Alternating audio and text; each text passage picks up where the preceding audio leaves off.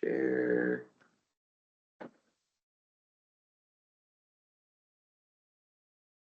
Here.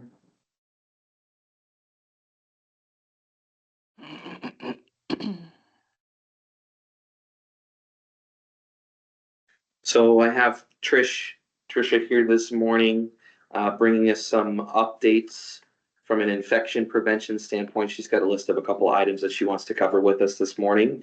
And then once we get through Trisha's presentation, I have a presentation from Lexi McKinley that she's going to take over the screen share and do a little PowerPoint presentation with you guys for that too. Good morning, everyone.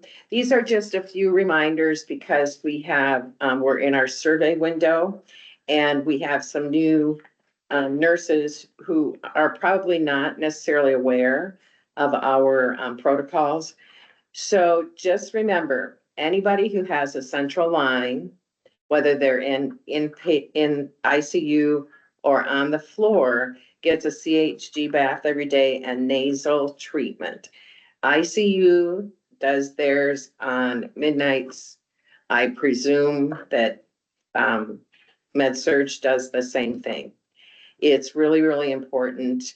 So that means if they have a PIC, if they've had a central line and come out to the floor, but everybody in ICU actually gets a CHG bath, whether they have a central line or not. Just remember, label your IV tubing. We change it every 96 hours.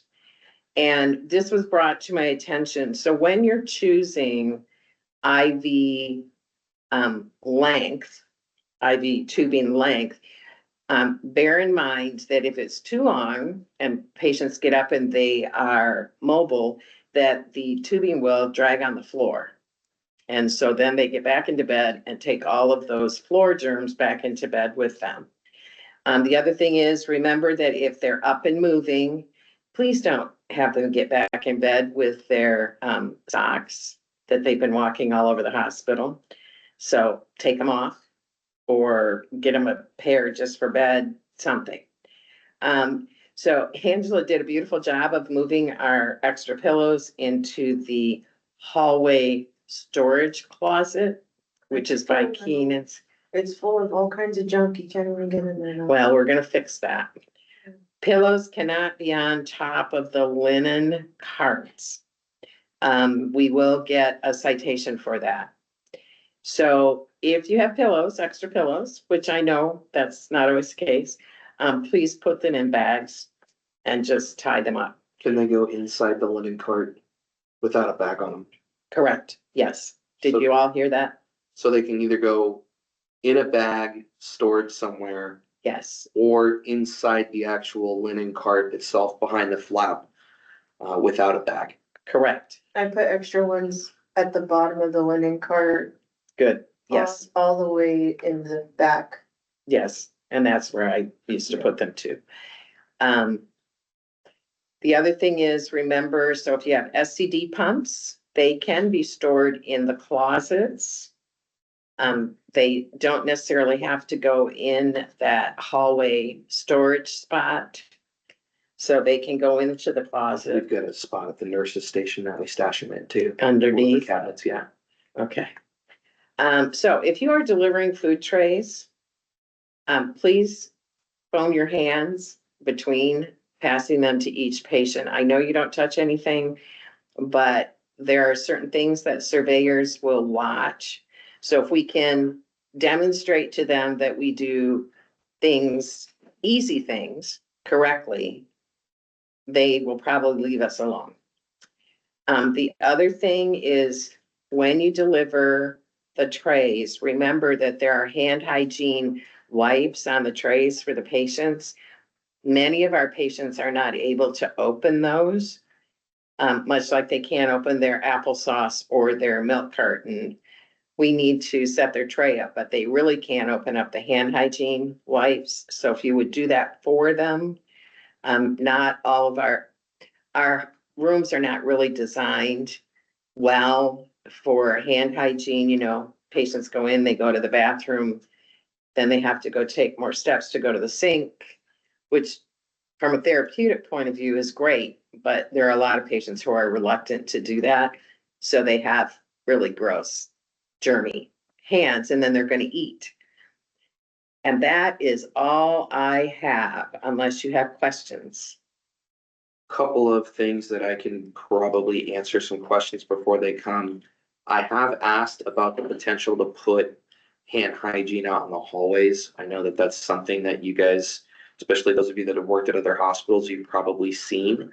But when I ran that past the plant ops department, they gave me basically two of the regulations that are in place that prevent us from being able to place those hand sanitization stations in the hallway. So the first one is that if you mount anything on the wall in a hallway, it cannot exceed 4 inches from the wall. So those hand sanitizer stations are, I want to say, like they stick out like 8 inches or something like that, 6 to 8 inches. So that's technically exceeds the 4 inch limit. And then the other regulation is as you know, those are alcohol based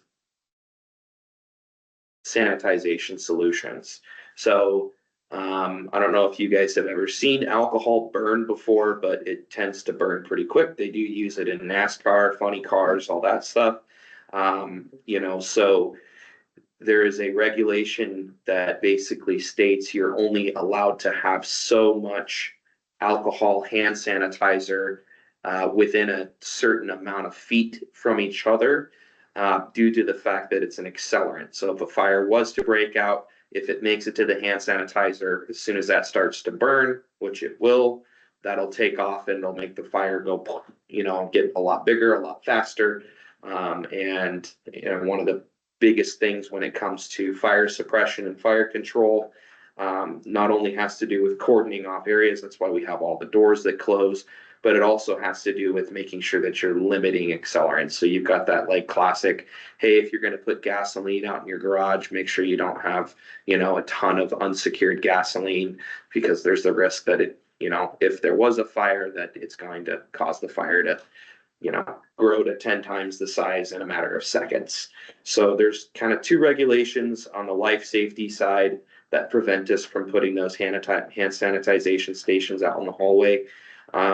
Open to some suggestions as far as being able to have kind of alternatives to that. The best recommendation that I have for you right now is majority of those hand sanitization stations are just inside the door to, usually to the left or to the right, depending on which way the room is positioned, right before you exit. So like, you drop off that tray, get everything prepped, for the patient. And then as long as on your way out, you hit that hand sanitization, you're good to go. You don't have to hand sanitize again before you grab another tray. As long as you hit that hand sanitization on the way out of the room, that counts. And there's recent evidence that I know that for those of us who have been nursing long enough to remember when alcohol-based hand sanitizer came out, that you could only use it 5 times. Then you had to go wash your hands. That is no longer necessarily the recommendation. They have found that alcohol-based hand sanitizer is as effective, if used correctly, as soap and water. So the only time you have to use soap and water is norovirus and VRE and C. diff. So just make sure that you wash your hands with soap and water if we have patients who have VRE or C. diff. And then, of course, obviously, there's the traditional visibly soiled, so if you've got blood on your hands, or if you have, chunky vomit on your hands or You whatever ought it to may have be. gloves on.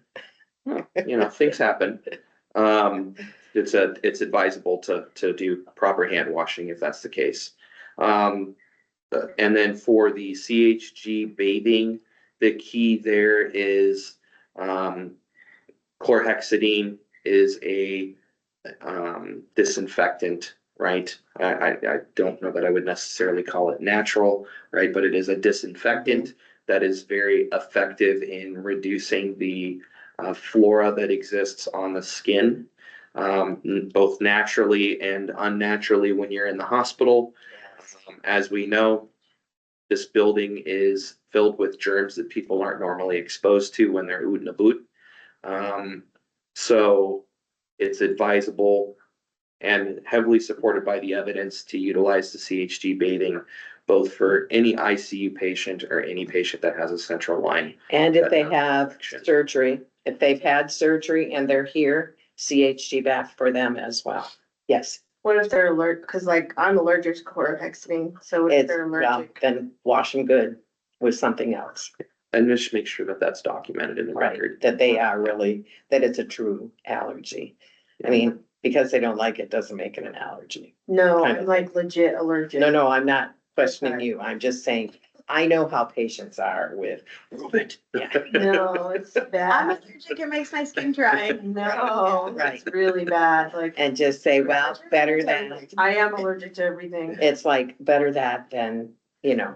having, And And then, then another thing too, we can't put them in the warmer. correct. They have to be cold. The right? CHG baths, yeah. They can't be put in the warmer because then they're ineffective. Which seems just wrong. and so I have a question too, and like, don't shoot me or like, Why would and none of us would ever do that to you. So, and don't laugh at me, cause I'm from the ER, so I don't know these things, but, I'm from like old nursing, where ICU patients, we bathe them every day.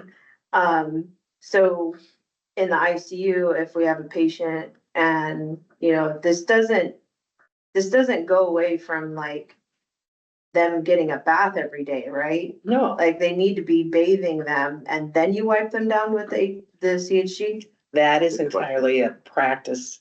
That's a you practice. I would bathe them during the day. But that's just me. So typically CHD baths were always given at night. So it would be like, whatever time of night depending on how many patients they had, by 6 a.m, all the CHD baths were done. Okay. And then during the day, that's typically like, hey, do you want to shower? Because that doesn't count for your shower. That's just the antimicrobial, so you don't grow things on your body. Which we don't want, no. Okay, I just wanna clarify. Yeah. Yeah, Yes. so then your shower, then, we would come during the day and be like, hey, do you want your shower? Because regardless of that, it's an antimicrobial, so nothing grows, but it's not gonna be ineffective because of your showering. Okay, I just don't want people to be like, oh, I gave them a CHG bath, so they don't have to take a shower, like, Yeah. you know what I mean?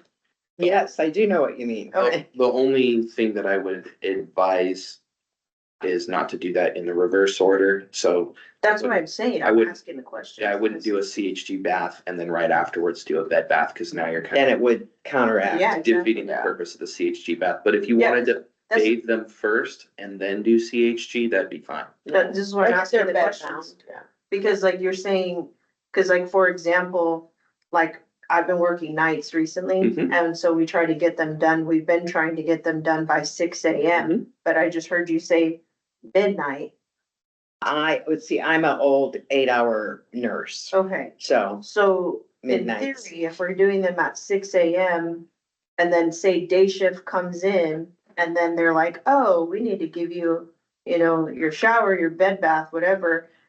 It's say at 8 o'clock, then we're Sure. kind of defeating the purpose of the CHG. so that's where a good handoff comes in. Right, But but, nobody's gonna shower anybody at 8 a.m, they're on med search. Yeah. Like, well, we're doing breakfast, we're doing vitals, we're doing meds, we're doing, like, the earliest anybody really is, unless somebody like projectile vomited or diarrhea all over, we're not really gonna shower anybody until like late morning or early afternoon, kind of. So, and it'll be fine. Typically. well, I'm just asking Yes, questions, cause I I know. don't know. What's the necessary dwell time for the CHG About for? 6 hours, Okay, it starts wearing off. okay, so it's good to just, when you're handing off, tell them what time you gave the bath? Right, Okay. or that it actually got done.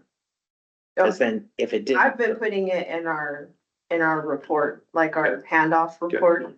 Yeah, so, and then the other thing, this is just nursing 101, but if you have someone who's a surgical patient, their bed should be changed every day. Absolutely, yeah. So just reminding everybody of that good nursing practice so that, the chances of them getting a hospital-acquired infection is decreased.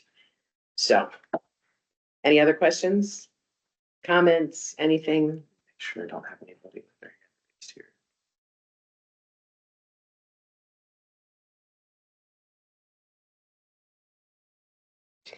I have my hand up. What can we do for you? Oh, sorry. Good morning. Good morning. I had a question. I know I can't be the only one that comes across this, but especially when people have a lot more guests in their room, like we had in 32 yesterday. I feel like when I'm trying to come in the room and put gloves on, I'm climbing over people because of where they're placed.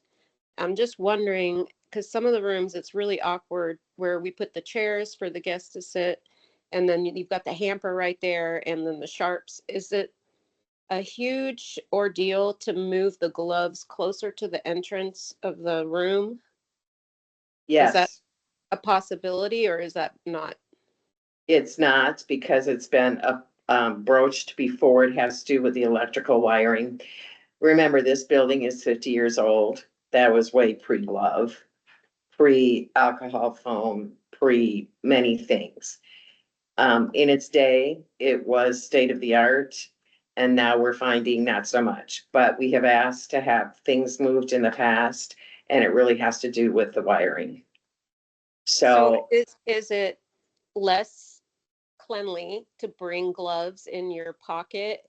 So I when was you, just going to suggest that because I'll be honest, I do that still to this okay, day. Um, But that's not kosher with state, right? You If can they were- bring a cart. yeah, You you can can bring put one them of our on, you can carts. put them on your, but what I'm hearing is that you're not able to take your wow with you, is what I'm hearing. it's just walking, no, even reaching over to grab the gloves. Sometimes there's people sitting in the chairs right there, and you can't, especially in 46, you just can't get Yes, gloves without yes. saying, excuse me, can you move? Or, it's, I don't know. I just, maybe I'm the only one having the issue because I'm short. The other thing that I would advise as well is when it comes to patient care stuff, and this is one of those ones where it has to be handled as diplomatically as possible, right? If you're coming into a room and there are, let's say 8 guests in there simultaneously, you are well within your rights to ask people to step out. So that you can do what you need to do to take care of that patient. Again, like I said, this is something that needs to be approached very diplomatically. I mean, if you kick in the door like the Kool-Aid man and you tell everybody to get the F out, right, you're probably not going to get the response that you're looking for. But if you step in and you respectfully ask people to exit the room while you do what you need to do, with the exception of maybe one person, um, you're well within your rights to limit the amount of people that are in a room, especially during anything patient care related. So, typically it's 2 visitors at a time is what is permissible. I think that's whether it's our facility or any facility. And even then, you are welcome to request people to exit, especially if you're doing something very involved like a bed bath or, where you're going to have yourself and a tech in the room at the bedside. And then now there's, 4 people in there taking up space and you're trying to move and use the hamper and the trash can. And there's a lot of moving parts going on. If you need to have somebody step out for 10, 15 minutes, you're well within your rights to say, hey, can you please step out of the room? Unless that patient is, adamant about that person staying there for observation purposes. In that situation, it's do the best that you can to find a place for that one individual to sit. But, 6 people, 8 people, even 4 people in a room at one time, if you need to kick some people out of that room to be able to do what you need to do, they can go and stand right outside the room for a couple of minutes while you take care of business. So, Okay, thank you. yeah, yeah. Tammy, you had a question about wipes for the rooms if they cannot be in the hallway. Can you clarify for me, please? Yeah, we had discussed, because a lot of the patients' rooms are filthy dirty before taking trays in and being able to wipe down the tables or just cleaning up if there is a incident where we don't have to walk all the way back down to the nurse's station and putting like Gotcha. the sandy wipes, strategically down the hallways. And so because of the 4 inches, we were discussing possibly putting those in to the patient's room. Is that a violation of, infectious diseases, having a container that's in the room that's going to be used Yes. multiple time for different patients? And actually, it's not an infection issue, it's a swing bed issue. You have to be very careful with, because swing bed regs are different, and you have to be careful of dangerous, putting patients in danger. However, the practice here is supposed to be that there are wipes in every single vital sign machine. We bought those baskets specifically for that.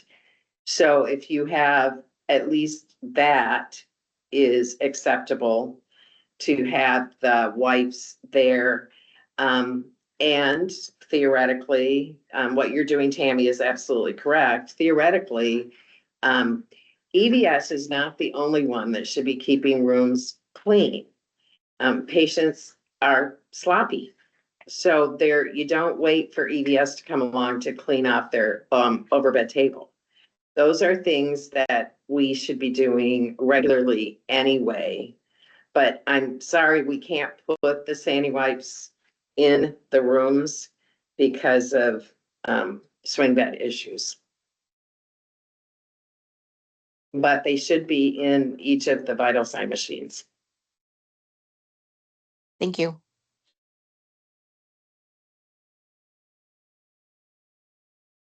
Just making sure that I have the settings set up for you, Lexi, so it'll let you share your screen here. Okay, yep, looks like I do. Okay.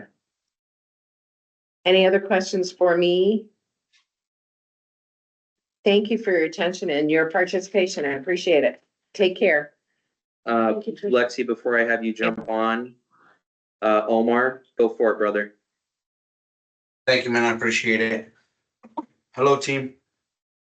I'm just kind of coming in to have four little topics to talk about. Charge nurses. I understand. We have had a few new charge nurses recently. I know that ideally we should have a consistent process of getting you guys on board. But if you do ever have a talk about being a charge nurse, take it upon yourself, to just double check with pharmacy to see if we're aware of it. The only reason why I say that is just to charge nurses have a different access on the Pyxis, and I would hate for you guys to be charge nurse one night and not have access to what you need. If somebody comes in and they need access to the pharmacy after hours, if you're not labeled under charge nurse under the Pyxis, you will not be able to access that key. And if you're coming into the pharmacy, chances are it's a very important medication or an emergency. So I would hate to find out that you don't have access to it as the emergency is happening. So if Keenan comes up to you and tells you you guys are great, you're gonna be the new charge nurse, just make sure you double check. Keenan for the most part checks with me, but things can slip through the cracks. He could easily talk to me and I forget about it. So just make sure that as a charge nurse, you're taking on more responsibility. Start with the responsibility of just reaching out to us and making sure that you have the right access. That's one. Does that make sense to everybody? Yes. I appreciate it. Yes. Another thing is on the overrides. Again, as we know, we try to keep the overrides low. We've been doing great in comparison to about 6 months back when we first started looking into the overrides. The only thing I keep seeing is overrides during hours. So just to go over the overrides, if you have an override medication, that means that it was essentially a stat medication that could not wait for the verification process and had to be overpassed. That hardly ever happens on the floor, so I shouldn't see that many overrides. A lot of times I see overrides because they said, "Oh, the doctor said that he wants it now," and so on. But you can still put it in order because all it takes is after hours. All it takes is about 1 minute to be approved, and then you guys can access it. If you ever have a problem with overrides, let me know. I know that, not to throw names out there, but I know that Rebecca Cardenas has been great about telling me if there's an override that they had to do over after hours. And I normally handle that right away. But if there's any issues with overrides, give me a call, and I will fix it. I know Sunshine has been great too about just giving me a text or an email letting me know. Cheryl too, another one. But yeah, let's minimize the overrides. We only override if it's a stat, and always put it in order before so that we don't end up having an override, especially during hours. If it's during hours, call us and we can figure something out. If it's stat though, if it is a stat medication you think it can harm the patient if you wait a few more minutes, by all means, go ahead and override and do. We can talk about it after. But if it's not, let's not override. Um, Questions, concerns on that? I know overrides is a hot topic.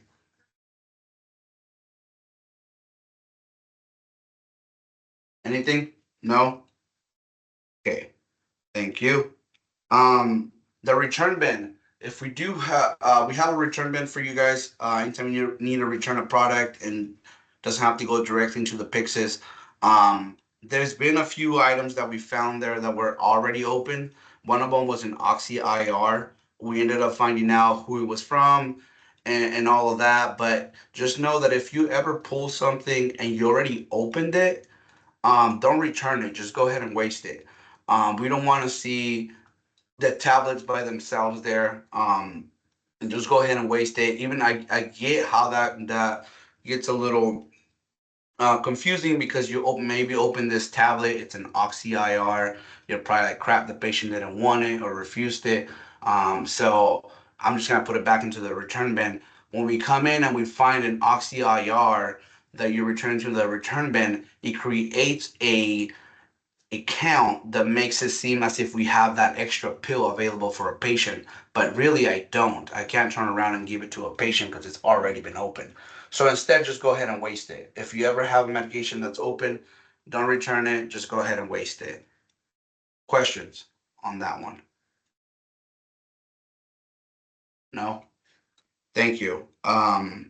Appreciate that. And last but not least is just the insulin bottles. We have had a couple of incidents with the insulin bottles over the last week. We had 4 bottles that we had to discard prematurely.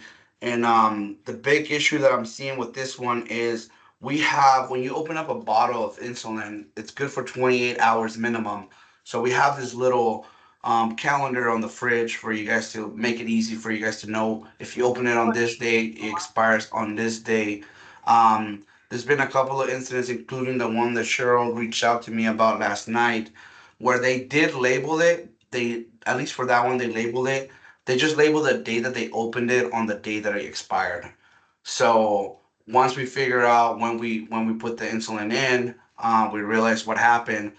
So just make sure that when you open up an insulin bottle, if for whatever reason we forget about it, give us a call. We'll exchange it.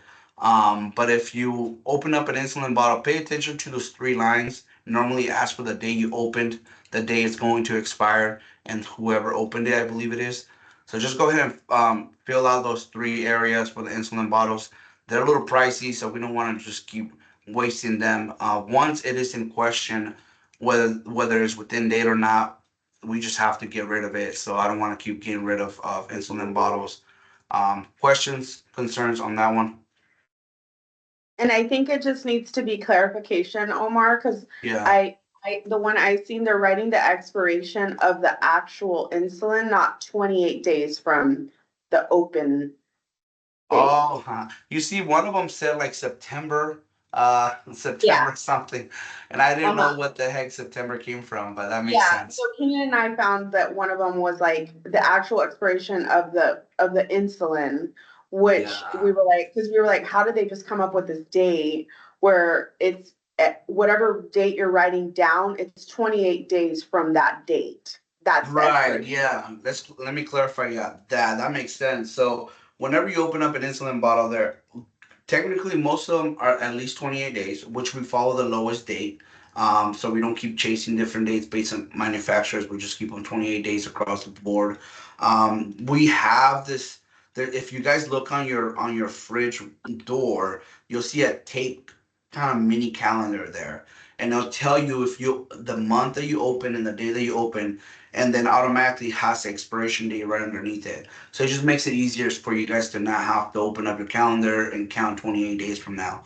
But yeah, once you open up an insulin bottle, it is only good for 28 days. The expiration on the bottle does not matter once you open up that bottle. Unless that- for whatever reason that expiration date's before the 28 days, Yeah. which is Correct. probably not gonna happen. But yeah, that's right, Keenan. Probably not gonna happen, but it could. So just pay attention to those things. Just stay aware, stay alert when it comes to the insulin. It is for one, obviously, insulin it's a risk medication, a high risk medication, but also just keep track of those dates because otherwise we're just throwing away a bunch of insulin. But that's all I had on my agenda. I appreciate the time, guys. And then Thanks so I would finish with text me, call me, email me, whatever you can do to get my attention on anything related to pharmacy. I will come around and meet up with you right away, email you back right away. I'll definitely have an answer for you sooner rather than later. I think Rebecca raised her hand. Yeah, she's got a question for you, bud. Yeah, good morning, Omar. I'm not sure if this is just happening to me or if it's a Meditech problem, but I've noticed a lot at night. We go through this when we have home meds that the doctor like okays and just restarts them. Under the orders, there's like a little house next to the order, and that means it's a home med that he restarted. So when he restarts those, it doesn't like go to the Pyxis, and we can't find it on the Pyxis at all, and that's where we have to like override it. So instead of overriding them, I go through at night, and every time we have them, I have to like cancel the order and re-put it in. Is that a Meditech issue, or can we get that It fixed? it could be. I'll follow up on that. So you're saying when they have new home meds and they're restarting them, the order might go through still to where you can see it on the MAR. It just doesn't quite pop up on the Pyxis. Yes. And then for it to pop up, you have to discontinue that order and essentially copy the order over, and that's when it starts going to the Pyxis. Yes, I have to reorder it. Is anybody else seeing that in the morning shift by chance? I've had that Well- before, Rebecca, but it was because whoever put in the home med is picking a non-formulary that we don't have. Okay. Is it coming in as non-formulary? The same thing. Either the physician or whoever's the admitting nurse is picking a med that is a non-formulary to our, like a dose or a name or whatever the case is. And then we have to switch it to whatever dose we have. Makes sense. Rebecca, is that what you're seeing on your end? Is it coming in as non-formulary? Yeah. Okay, so I so thought like if it's the doctor restarting them, I don't know why it'd pop up as non-formulary, but yeah. okay, but you are seeing a non-formulary because that gives me a huge answer there. Yes, it says non-formulary, and then it has like And the little then house. perfect. Okay. Yeah, I think I might know how to fix that one. I think it's a mapping issue. But I appreciate that. Were you gonna say something, Cheryl? I saw you coming back and forth.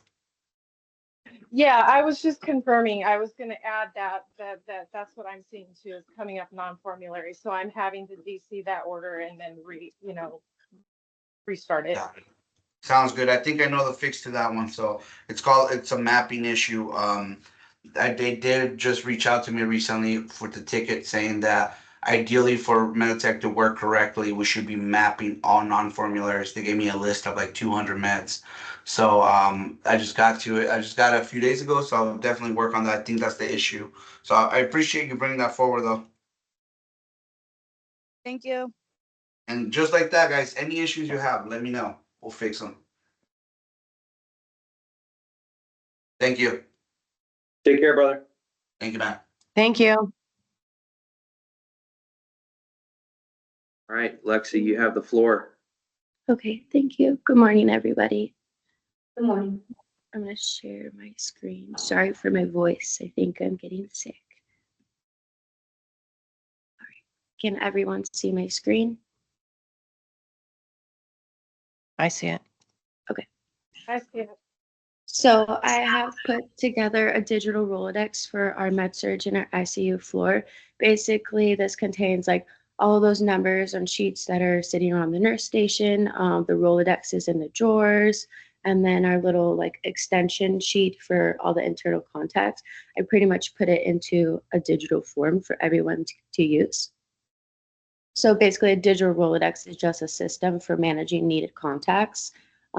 It stores this contact information, allowing for efficient organization and retrieval. It allows multiple users. Oh,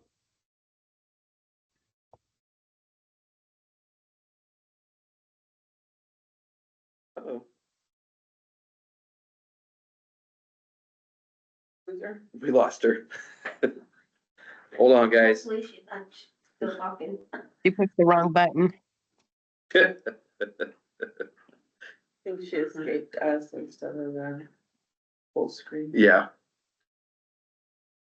We'll give her just a minute here to jump back up. In the meantime, just to fill a couple things in, so this is something that I set Lexi on, a project that I set Lexi on back when I was working charge shifts back in like February, March. I had opened that drawer and found that, little Rolodex box that we have with all the business cards and everything. And I was just like, this is asinine. I can't believe this is what we're still using to go through these things. So I basically just gave her the task with number one, going through those. So she put the work in, actually calling these places to make sure they still exist, that they still offer services for us. And then she took everything and put it into basically a Google Sheets format where she can see here. Her whole computer shut off. So basically this is a digital format that we have all of the different phone numbers that we could potentially need. There she is. sorry. You're good, sister. I'm gonna reshare my screen. And it's just an easy way of going about being able to catalog all this information. And then it's going to be accessible for everybody on any computer. You can get on there and access this to be able to find that information. So go ahead, sister, kick it off. Okay, sorry guys, my computer shut off.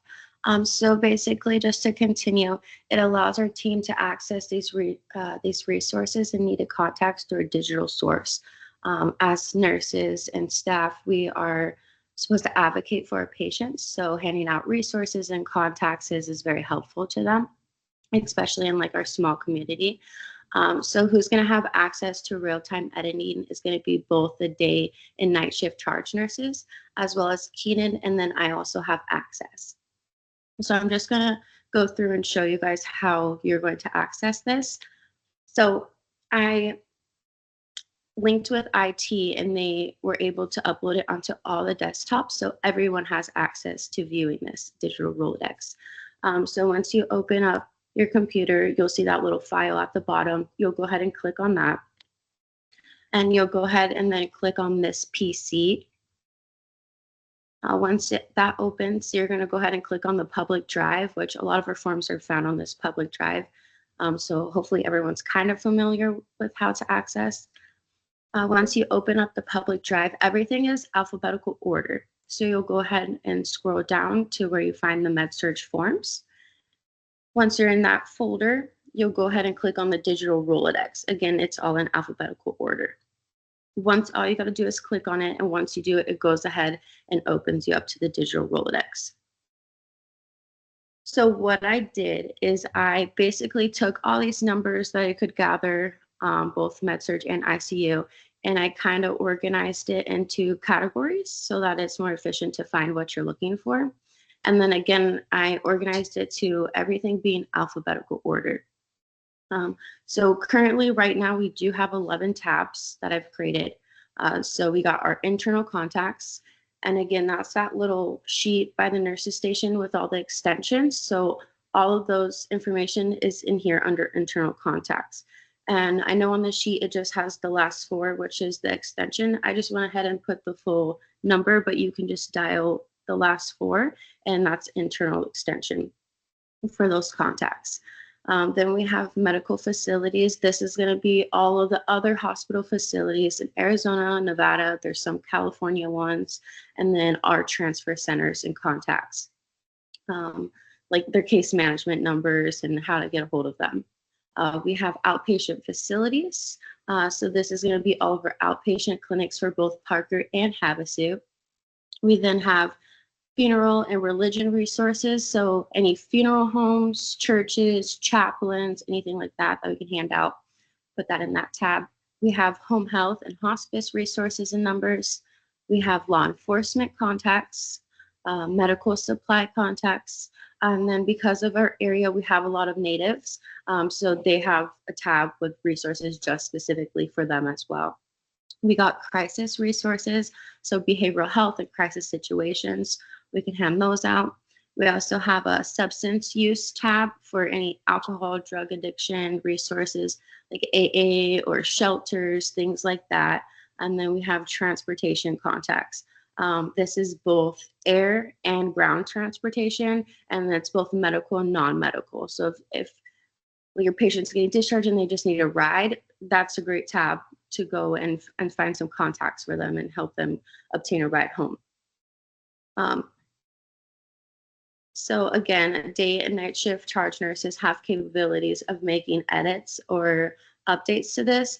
And I'm gonna say it's not 100%. I did my best to go through all the numbers and try to research and see what's in use and the places that have moved or updated their phone numbers. But I'm sure we will find some things that, oh, this number's bad, we need to change it, or this facility changed their contact, we need to update it.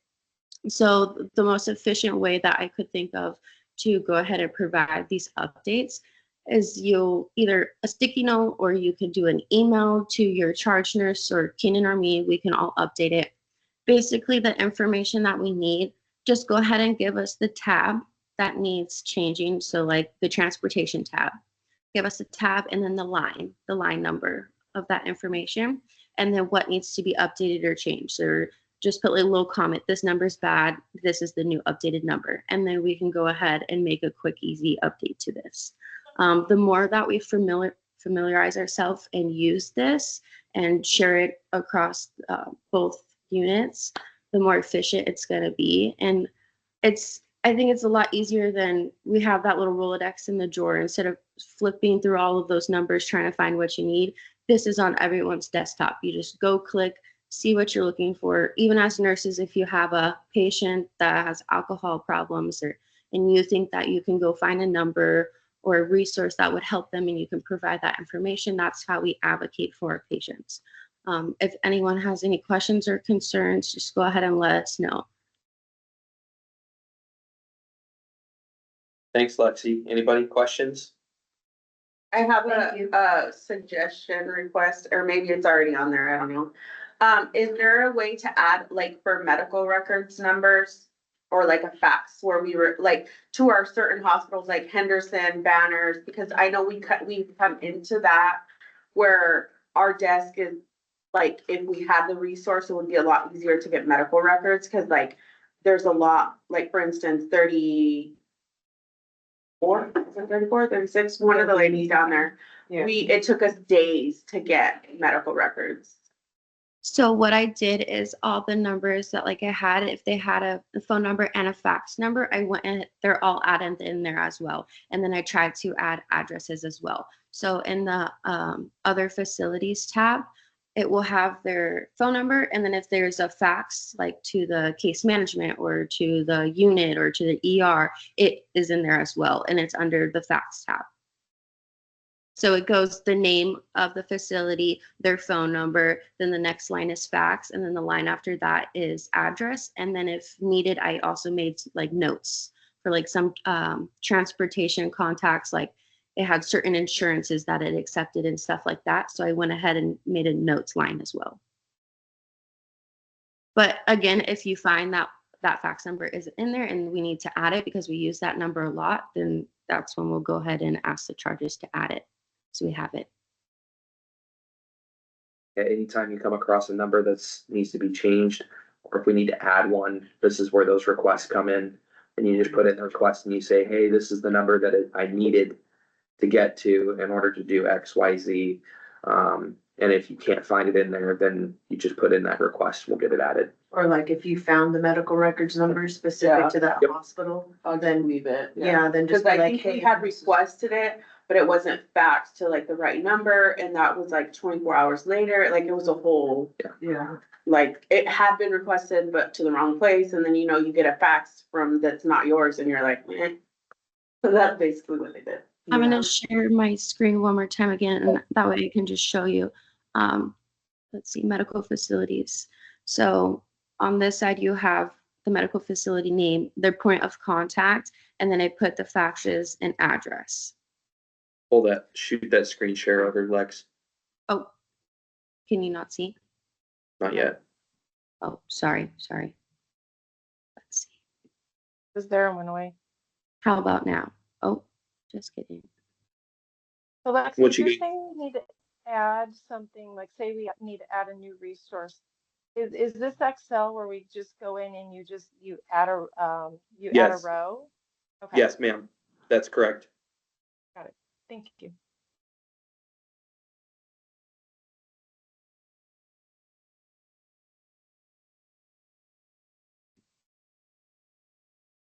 Can you see now? Not yet, Lex. I might have messed it up because I was sharing screen at the same time that you were trying to. Oh, my bad. Sorry. Yeah, I think it Okay. did. It won't allow me, but that's okay. I can show you guys whenever I'm there, or Keenan as well, if you guys need any help. Well, if it's already on the desktop, we can go with Let's this. start. Yeah, you Yeah. can look through it. It's there, so everybody has access to it effective immediately. Yeah. So anybody can go jump on there. And if you have, just be mindful, if you're a charge, that means you have edit access. So if you click anywhere on there and you accidentally type something, it's going to replace what's in that field. So just be mindful of that as somebody that has editorship access. If you do accidentally click on something and then type something, we've got basically two backup ways of fixing it. Number one, the immediate way to fix it is you just hit the escape key and it'll back out of whatever you were trying to plug into that field, and it'll back out of that field and it'll remain it the way that it was supposed to. You can also use the back arrow to undo something if you mess something up. And then of course, because it's in, this is Google Sheets, right, Lex? Yes, but I think he updated it as a XLX. An Excel. Okay. Depending on what format it's in, if it is web-based, it'll have backup copies. So like if we needed to go in and find a backup, they basically called like an earlier version, then we can go in and we can restore like an earlier version of the spreadsheet if something was to get messed up. So. All right. So last couple things, and then I'll cut you guys loose for the weekend. So just recapping, for department updates, we are in our capital, request window. So we've got a couple of different items that we're doing for capital requests that I'm placing in, capital requests for. So the ICU cabinets and storage area, the ICU floors, the opening and closing doors in the ICU. I'm putting in one for a replacement of the bathroom that we have in the med surge area to make a bigger shower. I've got one to eliminate the shower that's at the end of the hallway by the physician sleep lounge. We're going to place, depending on when Alaris finally gets their quote to us and everything, we're going to try and place some Alaris pumps on our capital request. And I'm trying to think if there's anything else that I have coming through on capital right now. I think that's it for right now. If we're able to squeeze it in quickly, I'd also like to look at smart vital signs machines that I could throw on there too. But I would need a little bit of help with making that happen. So if there's anybody that wants to help out with finding a smart vital signs machine that we could throw on the capital budget. Remember, the way capital works is just because we ask for it doesn't mean that we get it. But by placing the capital request, we're doing the legwork as far as the research on what the costs are, what the impact's gonna be. And on top of that, just because we want to say replace all of the pumps in the hospital, right? Let's say that that's the move that we're going to make. Doesn't mean that we have to do all of that all within one capital request and say buy, 50 pumps. We could do like 5, and then, on the next capital request, we get 10, so it could be something that is done incrementally over time. And that's just to soften the impact of the capital requests on the overall budget for the year. So the hospital has certain amount of money basically set aside to spend on capital requests. Obviously, there's ones that are of higher priority. So like when the breaker goes down and all of surgery, gets turned off and there's no AC, like that's something that's higher on the list. Or they've got like this system over there in surgery that impacts their ability to temperature control and humidity control the OR suites that they're going to be replacing here pretty soon as well. So obviously the more pressing items are going to be pushed through on capital, but just because we put it on there doesn't mean it's going to be refused. Also doesn't mean that it's going to get accepted.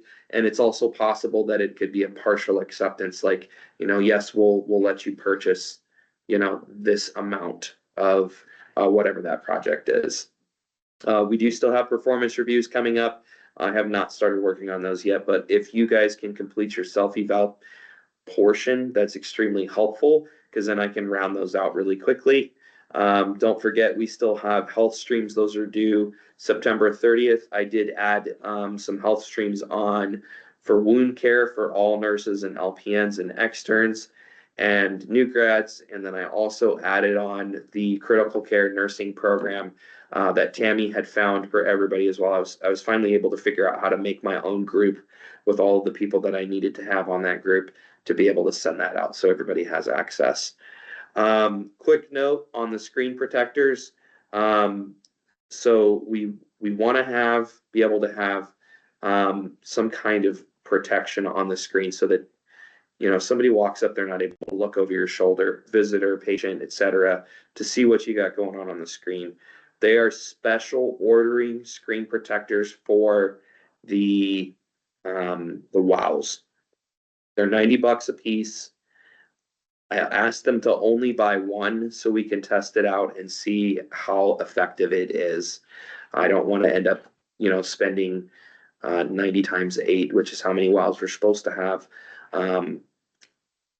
To purchase all of those and then come to find out they don't work for what we're trying to use them for. So the only thing that I ask is when they do come and they install these screen protectors, please do not forcibly remove them from the computer. The ones that we have put in place on the ward clerk computer, the charge nurse computer, one of them's been forcibly removed recently. It broke the thing.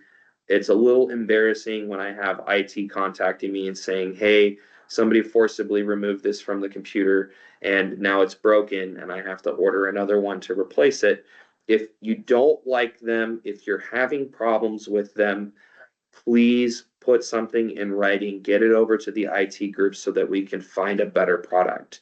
And if it's something that's creating an issue when you are working on shift and compromising your ability to do your job, we can put a request in to have them removed, but we want to go about that the right way and not just break shit. So it's really embarrassing to me when I've got, somebody in IT sending me an email saying, hey, dude, I just want to let you know somebody broke this shit that I just installed on the computer for you guys.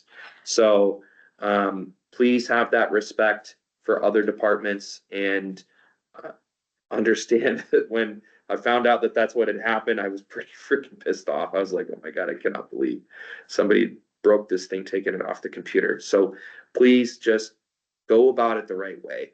If you're having an issue with it, put something down in writing, get it to the IT team.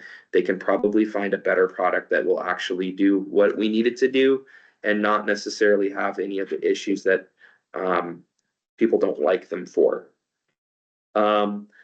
Microsoft Teams access, I have put together Microsoft Teams group on Microsoft Teams for anybody on the team to be able to access. I encourage you guys, please go to the IT team, get with them. They can get you access for Microsoft Teams on your phone.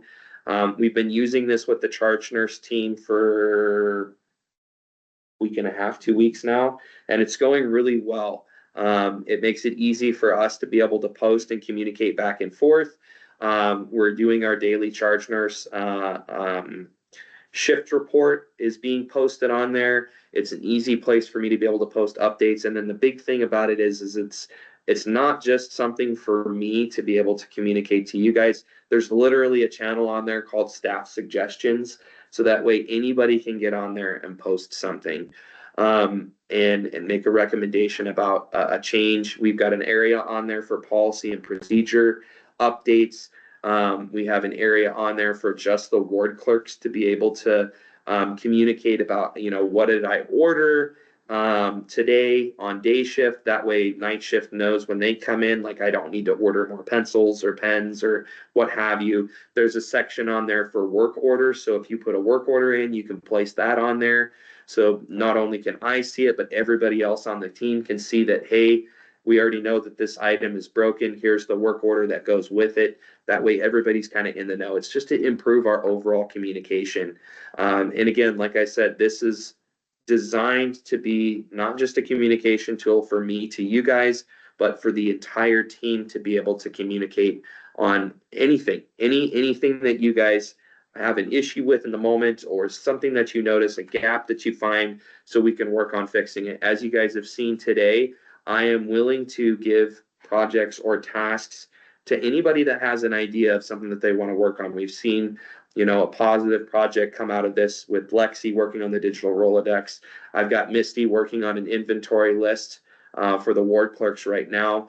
Cheryl's working on our schedule. So if there's something that you find that you want to be involved in, that you want to be an agent for change on to make better for the rest of the team, Microsoft Teams is a good place to start to get on there and get involved. And otherwise, just bring your ideas to me. I will get you what you need so you can get off the ground and get started working on making things better for yourself and your teammates.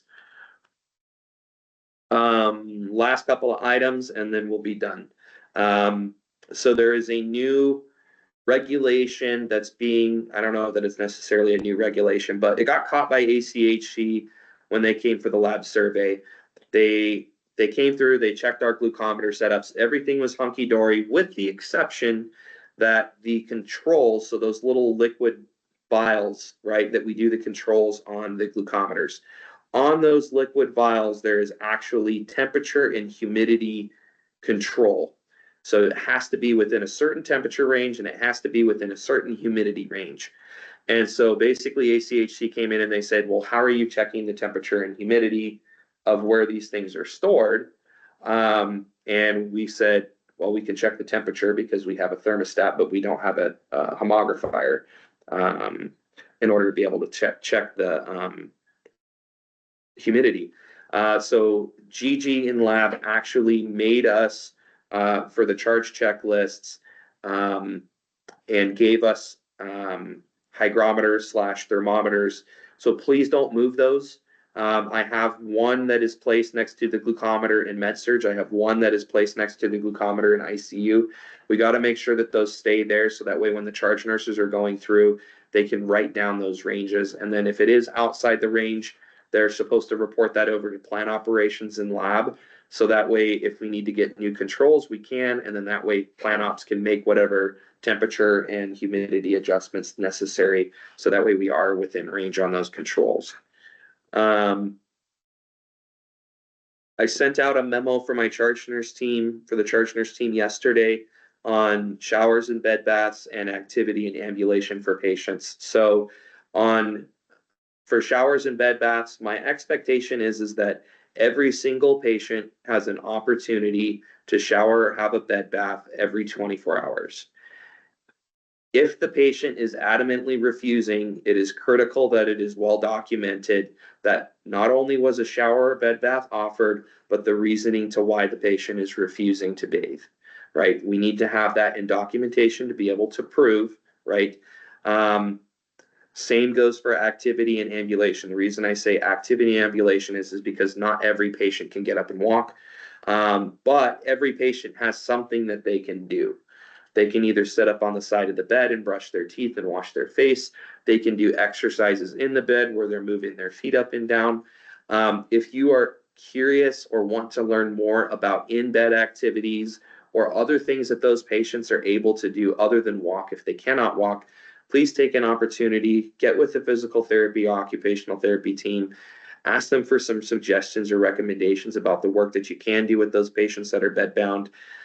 My expectation for activity ambulation is 2 to 3 times a day for day shift, 1 to 2 times a night for night shift. Now, the reason I say 2 to 3 for days is, if you get 3 in, the goal is to try and hit four times a day with these people, right? We want to try and get them up and move them at least 4 times a day. It's summertime.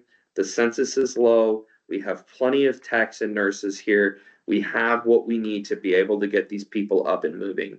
I sat through the swing bed meeting yesterday, and the new occupational therapy activities director called me out on the carpet and was like, "Oh yeah, showers aren't happening daily." And we don't see people getting people up and walking them. Embarrassing, guys. Embarrassing, right? I sat there and I said, "Oh yeah, this is happening. We do showers for people daily. We get them up and walk them." And now here I am sitting in this meeting. I'm getting called out on the carpet by the OT team, going, "Hey, yeah, this isn't happening." We track this stuff. Our CNAs, you guys should be writing these down on your handoff sheets. How many times the patient ambulated? How many times? When was the last time that they took a shower? Right? I want to be able to walk into that meeting and with confidence say, yes, this is happening, to be able to pull those report sheets and go, yeah, you're a liar. My people are making this happen, right? So please, we have the capability to do this, especially right now. I understand it gets more complicated during the winter months when we're busier, but this time of the year, there is not a single person that should be going without a bed bath or a shower at least once a day, and they should be getting up and moving 4 times a day or some type of activity. Please do not disappoint me on this. This is easy. This is breadcrumbs. Right. Cell phone usage. Pretty simple. It's a privilege, right? It's 2025. People have emergencies. You need to be able to be in close contact with your families, right? I do not have a problem with you having your phone on you. I do not have a problem with you needing to answer a call for an emergency. I do not have a problem with you using your phone for resources like UpToDate or checking up on medications or, using the calculator app or anything like that, right? I don't even necessarily have a serious problem with you pulling your phone out and checking an Instagram post or a Facebook post occasionally, right? The problem that I have is when your cell phone usage negatively impacts the work that you're doing in the department, and it is noticeable. Your charge nurse will notice. Your other team members will notice. If that becomes a problem, I will take your privilege from you. You will not be able to have your phone when you are in the unit. You will need to lock that up in your locker. And if you are on that restriction and I catch you with it, I will give you a write-up and I will process you out of this goddamn building. That's simple. So clean it up. Okay, this is a privilege, right? Okay, when I see cell phones out and being used, it better not be negatively impacting our jobs. It's that simple. Okay, I do not want to see people sitting around watching TV shows or movies. Okay, should not be happening. If you have time to do that, you have time to get somebody up and walk them. You have time to go and spend some time with a patient. You have time to go and bathe somebody. It's that simple. You have time to go through and do a chart audit. Okay, I do not want to see people watching movies or TV shows. I do not want to see people doom scrolling through Instagram, Facebook, Twitter, you name it, which isn't good for you anyways. You shouldn't be doing that. So respect the box, okay? Respect the box. You are allowed to have them.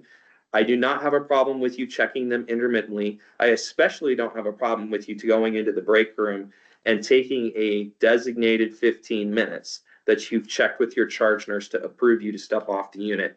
And if you want to go sit and doom scroll for 15 minutes, by all means, get after it. I don't have a problem with that at all.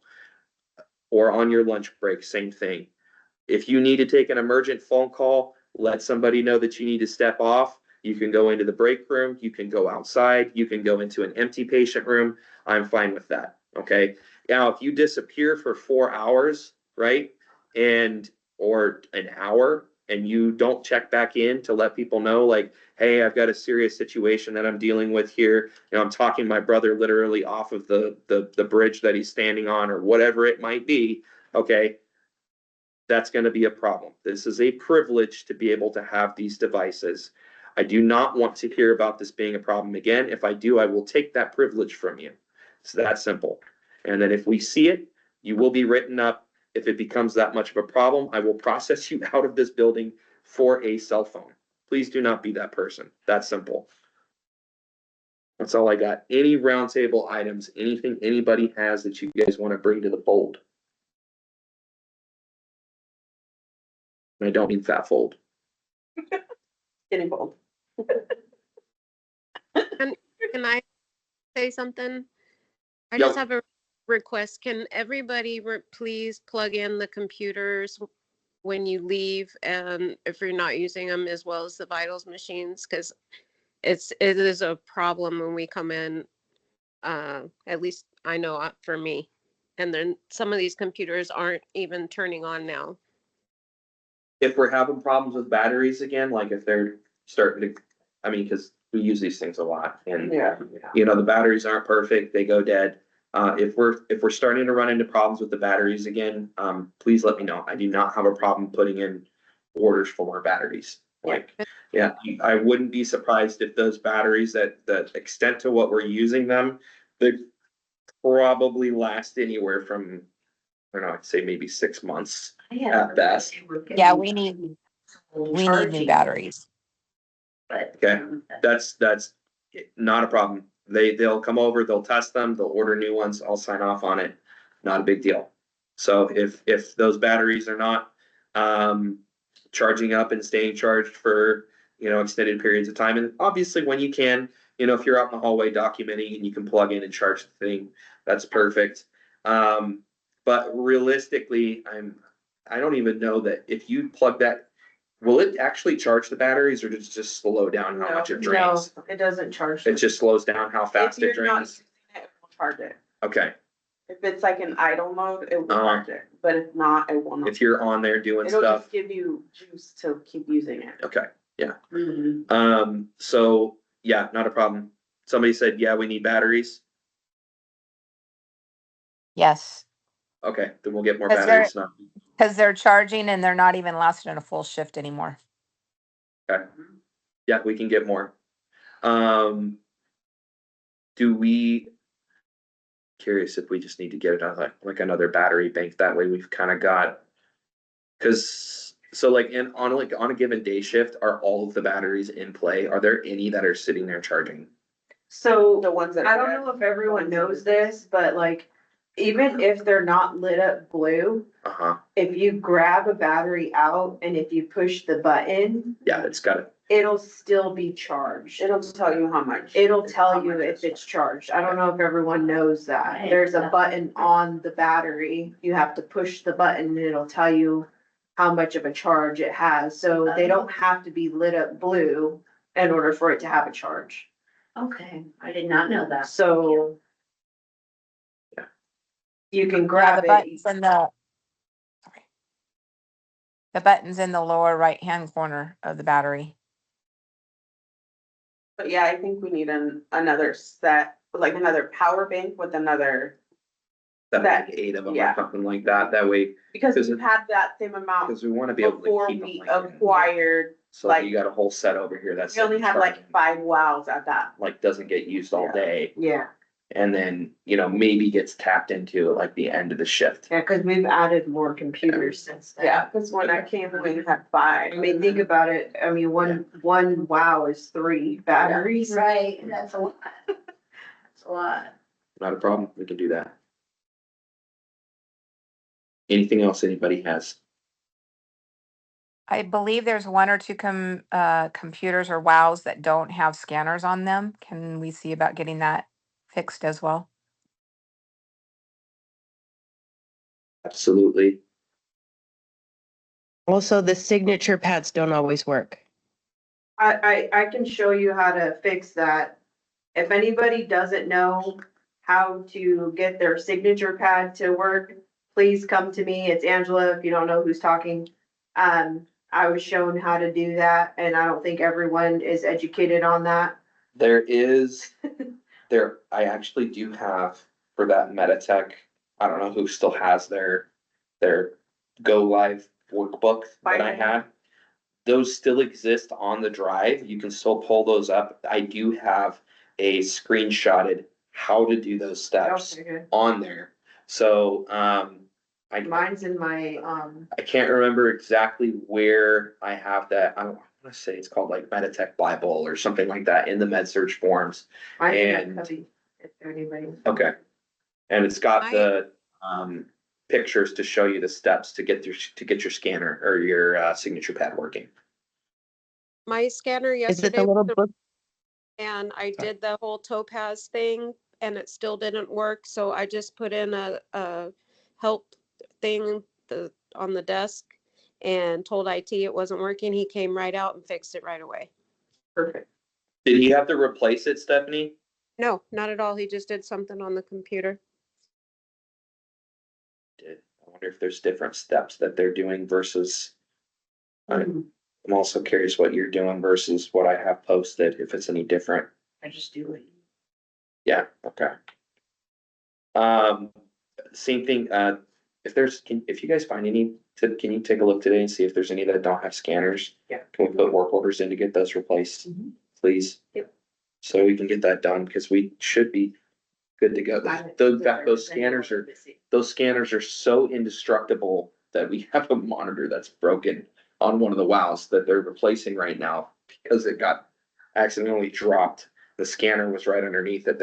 Somebody was trying to adjust the computer screen up and down and must have just like hit the button and accidentally let go, and it fell and went bam right on top of the scanner. Scanner's fine. Full monitor on the actual wow. That we just did. Yes. Yeah, so those scanners are supposed to be pretty damn indestructible. Yeah, Is there a way to mount those on like the side of the wow? check with IT and see what they can Because come up there's with. bulky on Yeah. the, just. I don't think, well, we have to strategically, cause some doorways, like it barely fits through. Well, no, like you don't have to do it on the Yeah. side. Maybe if you could do it like on the. I don't know, Just somewhere. somewhere else. If they all had a little basket, that would be good. Take a look at Oh, it today, that- see what you can come up with idea wise. Okay. And then if you got a good idea of where you can mount it, throw a ticket in for IT and see if they can come up with something. Okay. Anybody else? Are we getting any more computers? Because I know it's with having extra people there, training and learning and all that kind of stuff. We've gotten where we don't have enough computers for the aides and then the nurses and so forth. Are we getting more computers, So when I especially for the winter season? When I started out here, I want to say we had 5. We went up to 8. There's one broken right now, so we're at 7. IT has 2 or 3 that are sitting in IT right now, waiting to get rolled out to the department. So yeah, to short answer your question, yes, there's one being replaced, and then there's a handful more that are gonna be hitting the floor. So. Yeah, because then it's hard to store them. Like, yeah. Is there like a capital budget, like possibility for like one on, like couple on the wall? Where if you just walk up to the wall, pull a, The issue with the whole wall thing has to do with the 4-inch thing. So we would have to have like little cutty situations oh, tucked into the wall itself to be able to do that. Those, the desk that are behind the Pixis and just had that. I've also thought about doing a complete remodel on the nurse's station, but I thought they were eventually. cabinets is what they were looking at primarily. I don't know. But anyways, I was wanting to put like a proper med room in. And then also to basically remodel the nurse's station so it's more modern and can accommodate the wows having a spot to park and like power strip on the wall kind of situation, like, yeah, but Yeah, I'd rather get the ICU up to date first with cabinets that aren't pink. And built in 1992. All right, anybody else? All right, folks, enjoy your weekend. Take care. Take an opportunity, get on that Microsoft Teams if you can. Thank you. Have a good day. Thank you, Keenan. Thank you. Thanks, Keenan.